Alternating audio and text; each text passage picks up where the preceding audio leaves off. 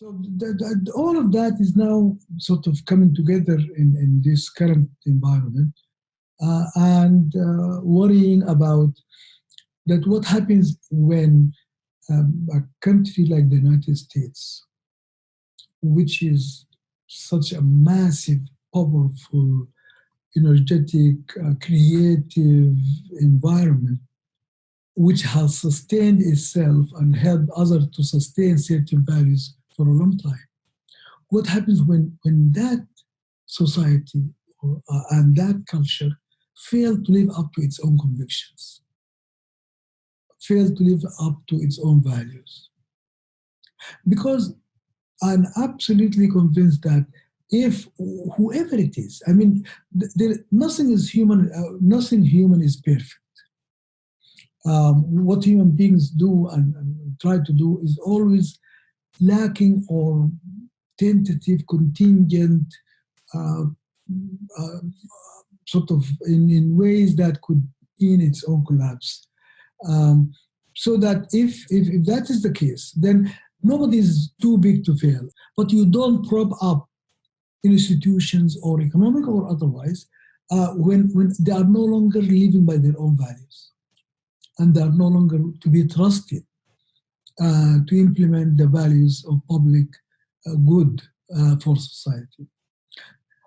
So whether it is a country or sort of corporations or classes and institutions of education, anything uh, is not sort of immune to failure and is no longer sustainable once it fails.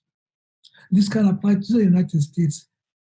I mean, people find it utterly inconceivable that, but there will be a time, and of this I'm convinced, that when there will be a time that there will be people living in what we now call the United States, and they will prosper and they will live a good life, but it will no longer be the United States.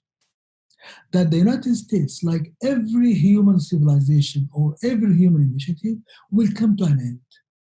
And its end comes to its own failure to live up to its own values. That's my conviction. Well, then, what I try to do since I'm here, I try to contribute to keeping this conviction and practice going. The thing is that, yes, we will collapse if we don't abide by our values, but we can always recover also if we come to abide by our values.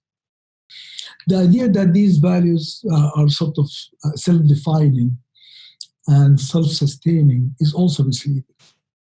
That it is, what do you mean by democracy? How democratic is a democratic process is?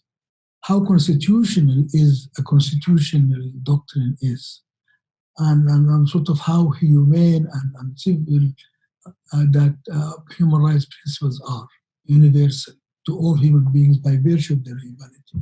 So the point is that, again, it is the worry about assuming that we got it, we have it, we are not going to lose it.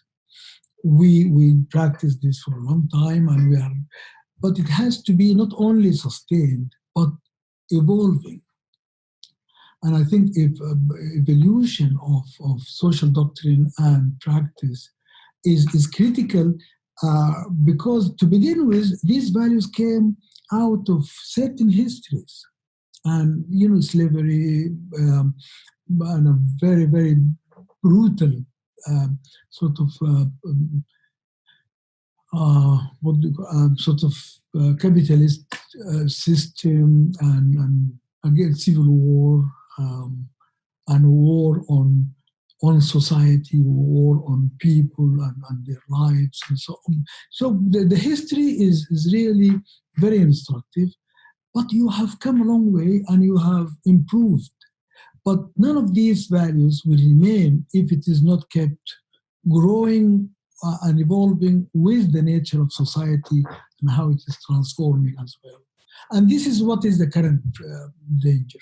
The current danger is to think that we are there, we made it, we don't need to worry about any of this. No, you don't feel that, you don't believe that. If you do, then you are really putting yourself at tremendous risk.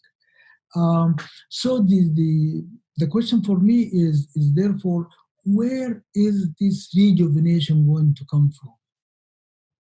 Um, I remember when I was working on something a few years back, I came across a very powerful idea by, I think it was Jefferson, who wrote a letter to someone in which he said that the cause of democracy, and of course he didn't use this language um, of democracy, of constitutionalism and democracy and freedom, is that every generation has to sacrifice for sustaining it and to pay the price for it.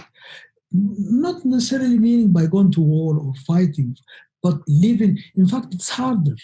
You know, it's interesting that it's harder to live by something than to kill for it. The idea that I am democratic and I will kill you to show you that how democratic I am, or I'm democratic and I will force you to abide by my understanding of what democracy is, what constitution is.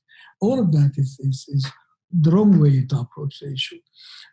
Therefore, when I say constitutionalism, human rights, and democracy, I mean for each of them to keep growing and evolving with social conditions and to respond to whatever the challenge is. Because it's not always the same challenge.